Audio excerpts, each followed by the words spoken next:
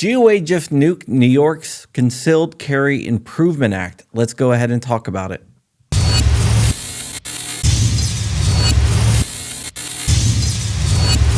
What is up, Wolverines, and welcome back to the channel. Today, I did something very, very special, but before we get into that, timestamps are down below. Okay, so I decided that I had some IRAs that aren't doing too well, and I've already transferred a bunch over, so today I decided to transfer more money over, and I transferred them into an Advantage IRA by Lear Capital, and you might want to consider doing that too. Lear Capital is the gold standard in precious metals.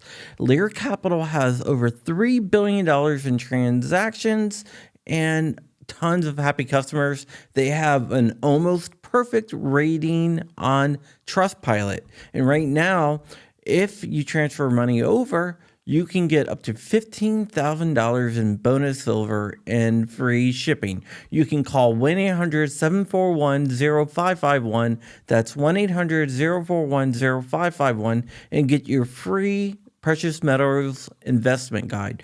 Gold has performed well during points of inflation, government debt, interest rate hikes, economic crashes, and even wars.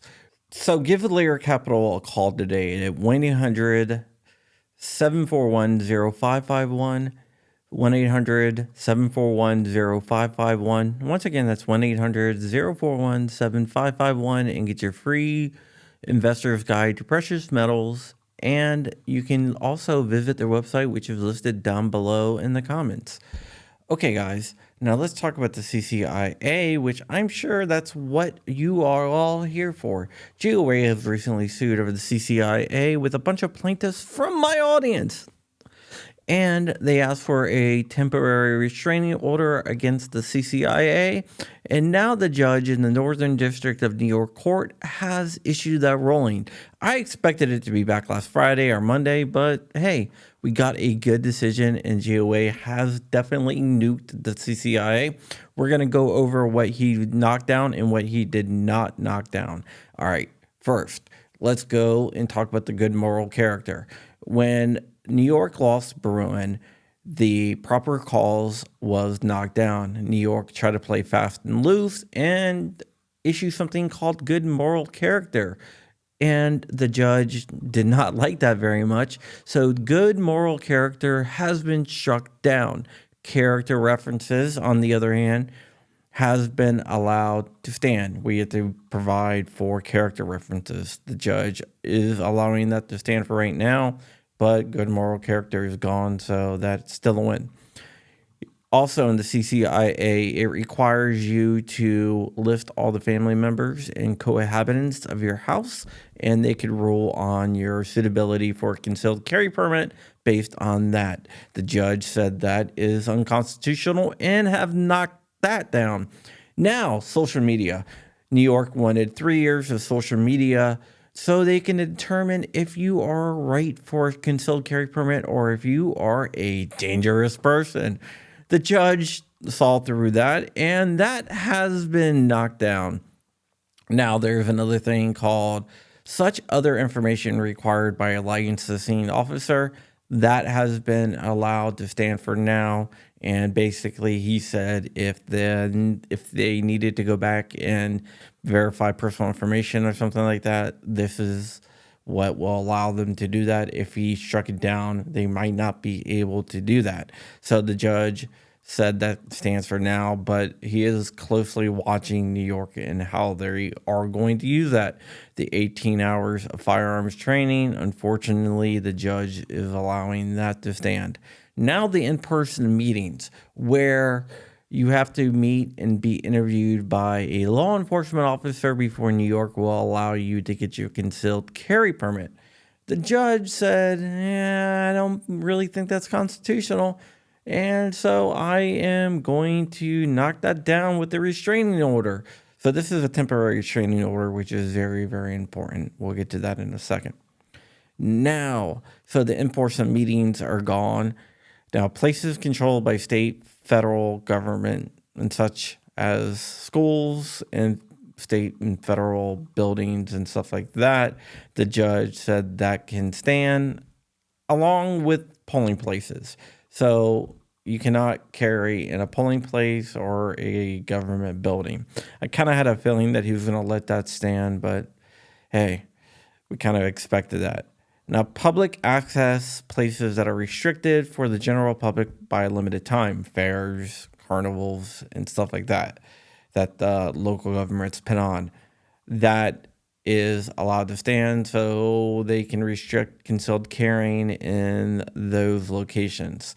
Places of worship, such as churches and everything, this is kind of a win and a not so much a win.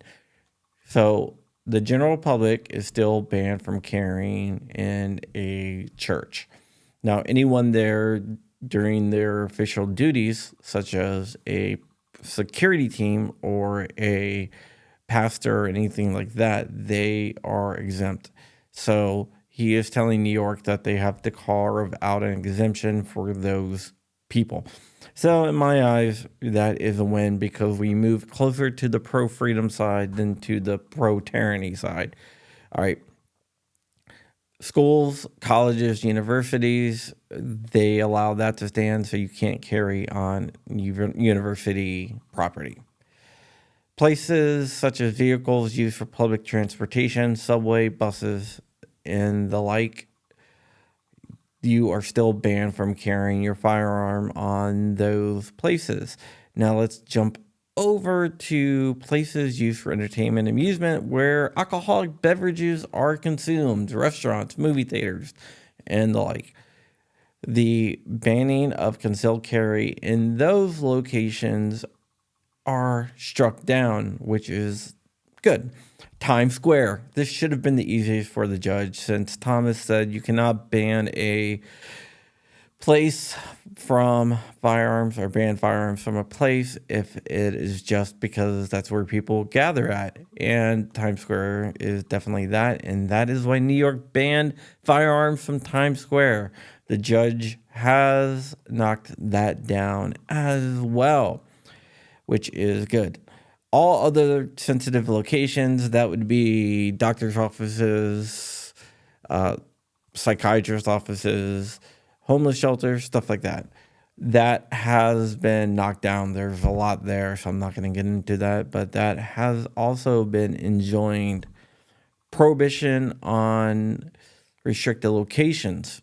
Okay, restricted locations is any place that doesn't put up a sign saying, hey, you're allowed to carry guns here.